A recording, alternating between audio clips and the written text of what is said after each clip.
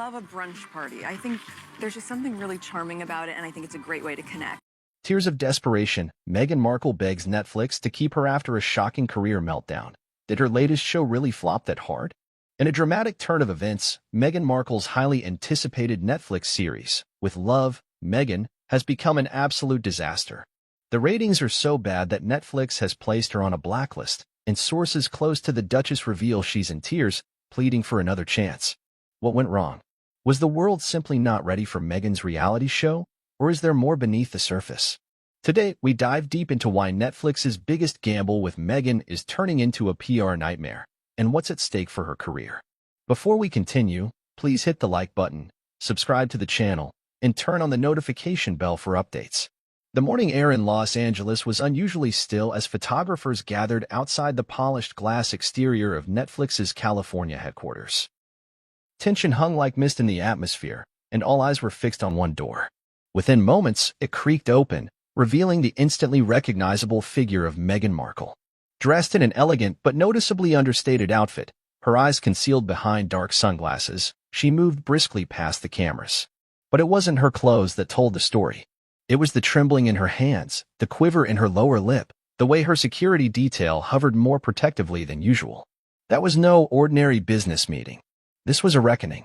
Just days before, Meghan had been touting the premiere of her long-anticipated Netflix project, a personal docuseries titled With Love, Meghan. Billed as a vulnerable, heartfelt exploration of womanhood, fame, and healing, the show had been pitched as Meghan's definitive post-royal narrative. It was supposed to reset her public image. It was supposed to silence critics. It was supposed to be a hit. Instead, it was a disaster. From the moment the show aired, trouble began to brew. Reviews weren't just bad. They were brutal, limp, lacking purpose, overproduced navel-gazing. Streaming analytics from Netflix showed shockingly low retention. The average viewer didn't even finish episode 1. Word spread fast. Social media roasted it mercilessly. And inside Netflix, the temperature dropped as executives began to reconsider the partnership they once celebrated. The timing couldn't have been worse for Meghan. This was more than just a television flop. It was an unraveling. The Duchess of Sussex had staked her credibility, her vision, and her future on this series. Sources close to the project confirmed that Meghan had personally overseen major elements of the show's direction, its tone, its messaging, its imagery. She wanted it to reflect her truth. What she didn't expect was that the audience would respond with deafening disinterest. And then came the consequences.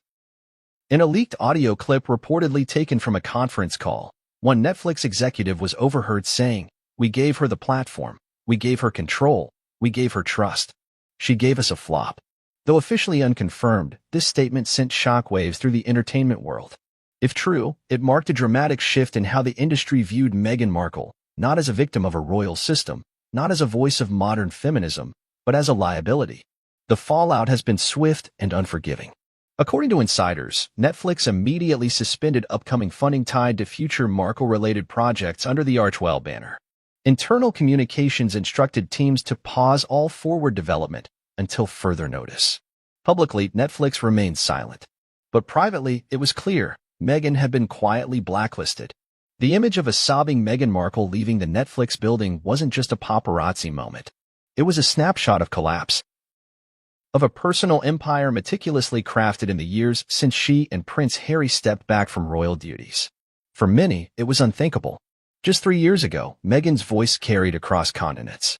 She and Harry had secured multi-million-dollar deals with Spotify, Netflix, and Penguin Random House. Their Oprah interview had shifted global opinion. They were hailed as disruptors. But in Hollywood, loyalty is as fickle as ratings. What changed? That question forms the backbone of this story. Because to understand the events of that day outside Netflix HQ, one must rewind through a carefully laid series of ambitions, assumptions, and, ultimately, miscalculations. Meghan Markle believed the world was ready to hear her truth. What she didn't anticipate was that the world might have already moved on. The stakes were enormous. Not just for Meghan's media career, but for her identity. This show wasn't just content. It was a personal plea, a spiritual extension of herself. Built around themes of emotional resilience, wellness, femininity, and storytelling, With Love, Meghan was meant to blend elegance with authenticity. But even before its release, some industry insiders were skeptical. One senior